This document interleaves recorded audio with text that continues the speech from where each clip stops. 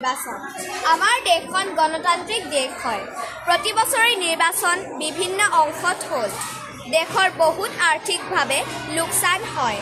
5 বছৰত মাত্ৰ এবাৰ নিৰ্বাচন হ'লে দেশৰ বহু আৰ্থিক লাভ হ'ব।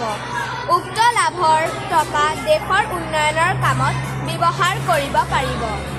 সেইবাবে এক দেশ এক নিৰ্বাচন নীতি আমি সমৰ্থন কৰা দৰকাৰ। এক দেশ এক নিৰ্বাচন আমাৰ দেশখন গণতান্ত্ৰিক দেশ হয়। প্ৰতি বছৰে নিৰ্বাচন বিভিন্ন অংশত হ'লে দেশৰ বহুত আৰ্থিকভাৱে লোকচান হয়। 5 বছৰত মাত্ৰ এবাৰ নিৰ্বাচন হ'লে দেশৰ বহু আৰ্থিক লাভ হ'ব। উক্ত লাভৰ টকা দেশৰ উন্নয়নৰ কামত ব্যৱহাৰ কৰিব পাৰিব। সেইবাবে এক দেশ এক নিৰ্বাচন নীতি আমি সমৰ্থন কৰা দৰকাৰ।